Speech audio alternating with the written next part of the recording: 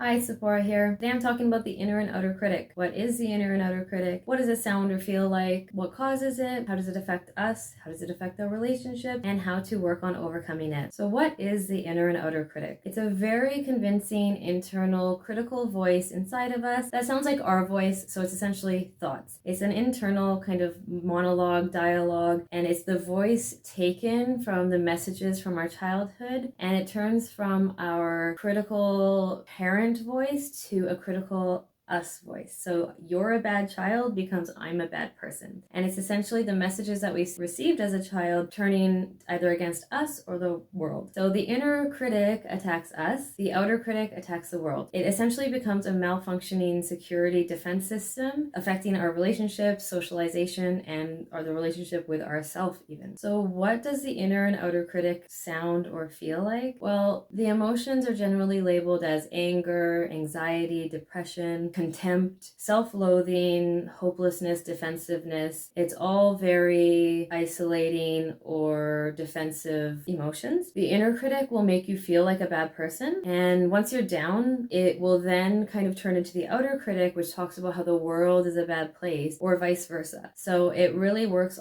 from both sides. It contributes to social anxiety due to its isolating abilities. It sounds like our voice, so it's not a different voice. It doesn't sound like your mother's voice because it's changed over time. It knows your weaknesses, your perceived faults, the things you feel shameful for, and so on. So it really has a lot of ammo to use against you and even other situations. It remembers all the details about when others may have wronged you or you've perceived the world as a bad, scary place. So it's very convincing, very real sounding, and it brings these proofs and evidence to convince you even further. So here's a kind of example of what the inner and outer critic might do in regards to a socialization event. So the inner critic will say that you're a bad person because you never go out, your friends don't like you anymore, they'll forget about you, you're worthless. And then the outer critic will then bring the proofs of why socialization is always hard, intimidating, overwhelming, and that it's not even worth bothering to go out anyways. So really, this kind of keeps you from socializing and then self-isolates you, adding to the depression or worthlessness or hopelessness feelings that you might have. So how is it caused? Well, it's caused from overly critical, judgmental, neglectful situations in our upbringing from our parents or caregivers, emotionally neglectful situations, abusive situations, or neglectful situations moving onward as well. And often from being criticized or met with no compassion in regards to making innocent mistakes or having any insecurities or any faults, as you might say. So, example, like making a mess or breaking something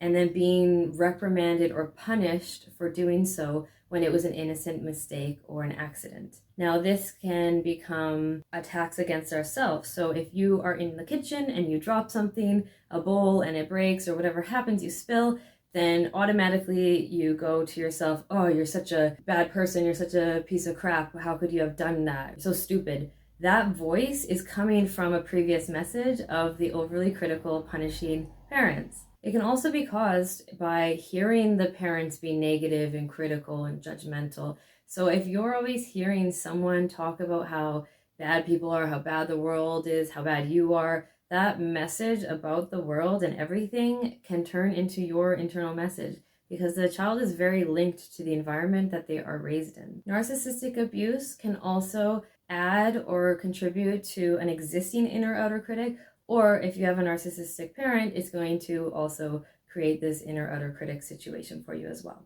So how does it affect us? It can contribute to the black and white thinking, splitting, rumination, and even dissociation that happens because sometimes the message is too loud, too overwhelming that you just kind of dissociate and go by because I can't deal with this right now. It definitely contributes to self-isolation, negative self-talk, and negative others talk, as I said. It doesn't give room for error or mistakes, whether it's yourself or others, and it knows all your faults and weaknesses because it is us, so it will use these in its attacks. It'll use situations that you've experienced in the world, as I mentioned, so it will use all of this to judge you and judge the world. How does it affect relationships? It totally eliminates the effectiveness of communication and interpersonal effectiveness. It's very hard to establish or maintain healthy friendships or relationships. It pushes others away and then blames the self. It adds to defensiveness, gives justified reasons why the other is the bad person, why you're the bad, unlovable person, and so on. Feeling insecure in friendships and relationships, it can very much add to that. It contributes to the splitting on friends or loved ones, and it causes conflict or inability to resolve conflict. And in relationships with our friends or our intimate partners, it can also contribute to these attacks as well, meaning the perceived criticism, the